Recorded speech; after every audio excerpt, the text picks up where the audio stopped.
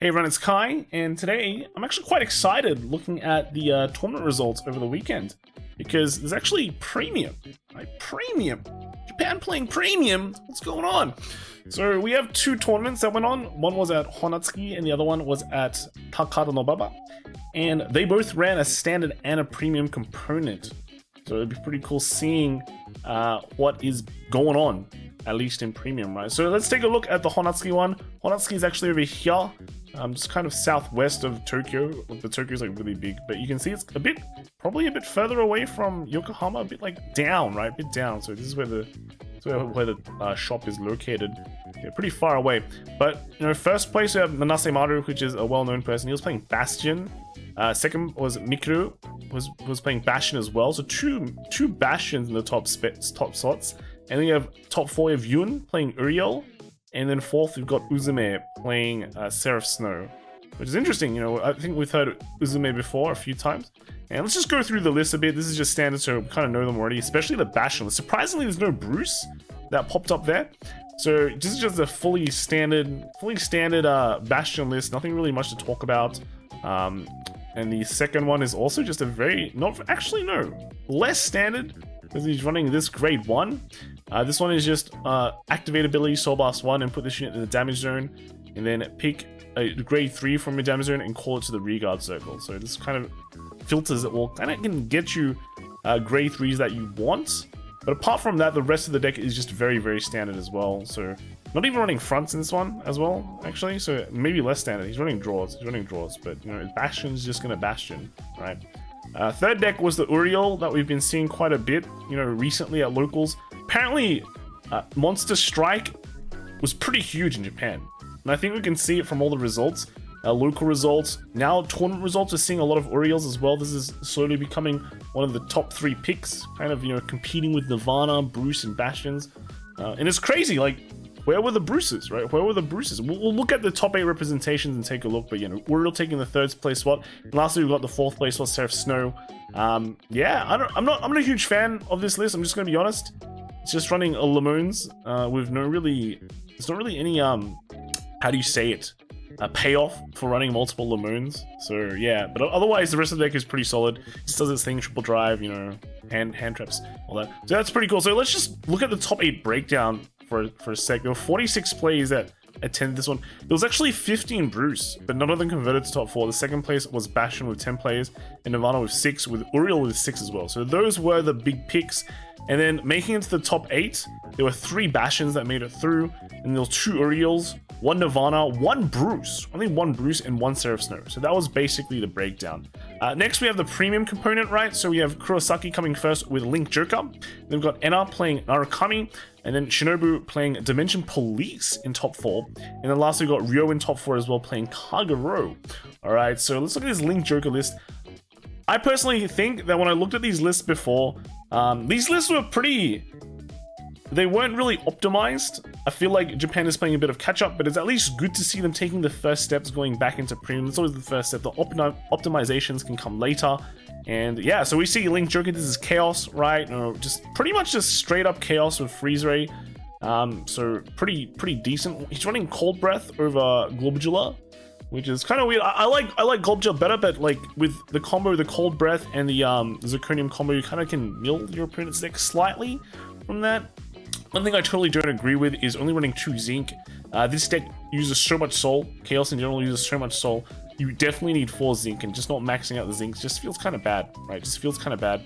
And then the G-Zone, I think the G-Zone is just pretty standard right now. Personally, I'm not a huge fan of Chaos Universe anymore, but yeah, it's just standard, good old Link Joker list. It's not that bad. I think it's all right, but I think it could be better, right? He's not running the crunching deleter as well.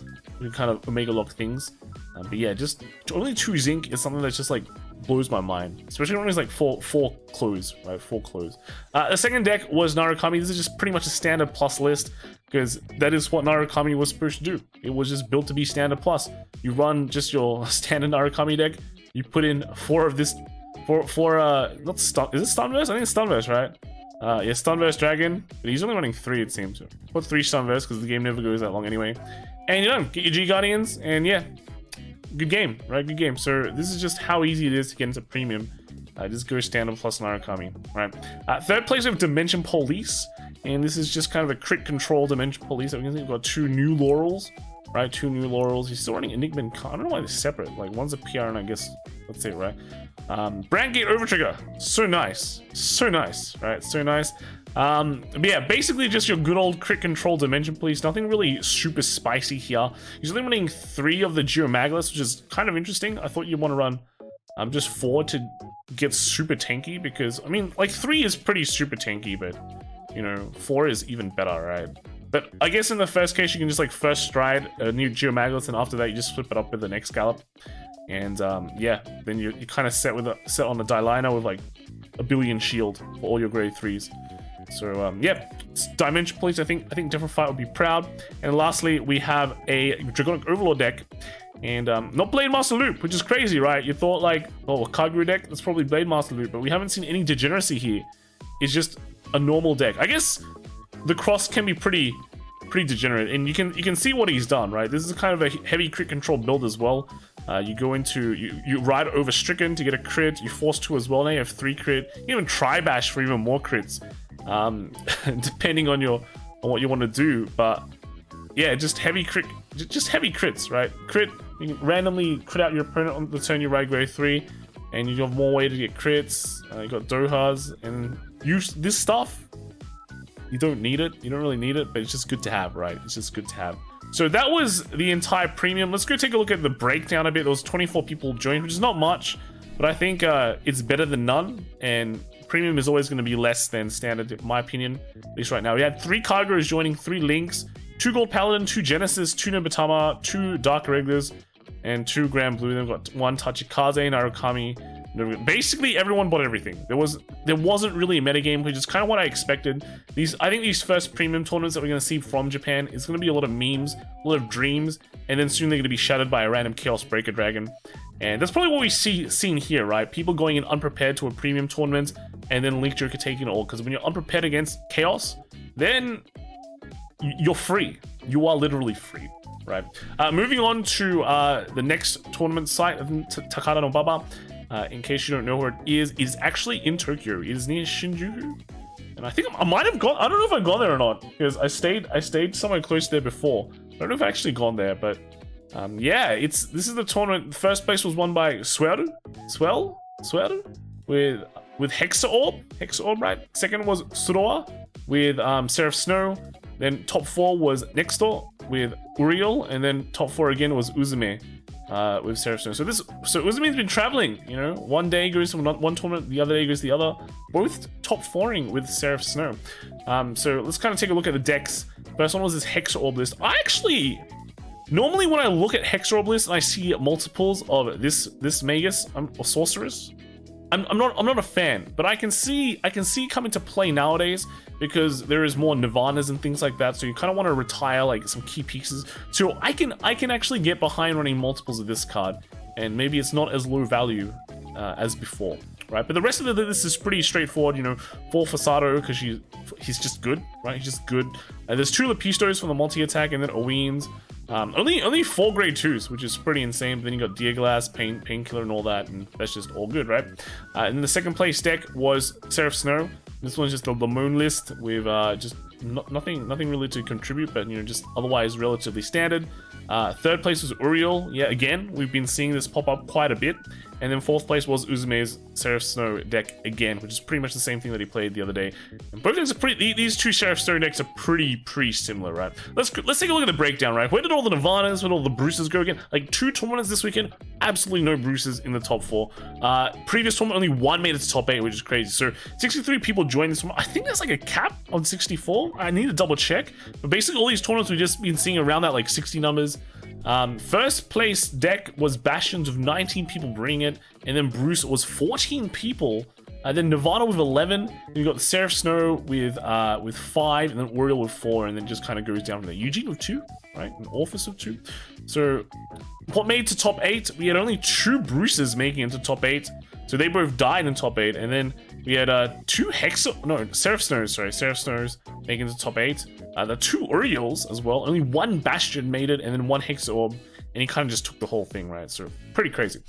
Moving on to premium, all right, we have Sirius coming first with Link Joker again, right? So 2 tournaments, 2 Link Jokers, right?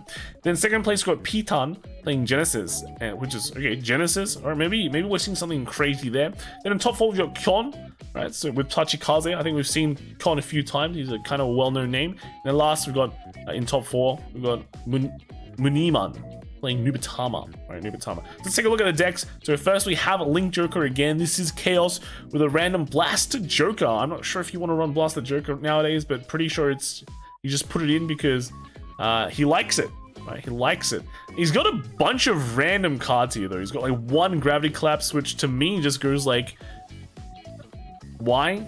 You know, are you running like Gravity Collapse? You really want to see it early, but you only run 1, so it's just not very useful.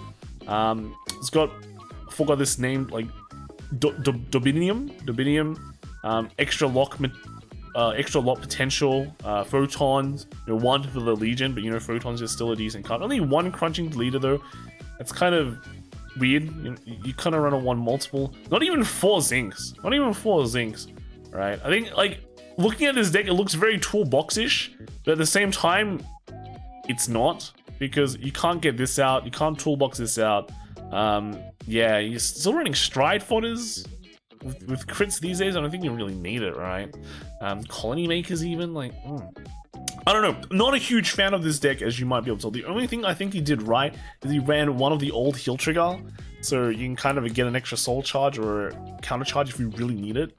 Moving on to the Stride Zone as well. I don't think you need this as well. He's running 3 glue ball avalanches, so is he trying to proc the bind? It feels kind of low value, right? I feel like you never want to proc the bind unless you're playing maybe a Dorito end deck, right? But yeah, it's a bit weird. This deck is pretty weird, but it came first, right? So basically, it beat a lot of underprepared plays. You lock their front rows, and suddenly they don't know what to do.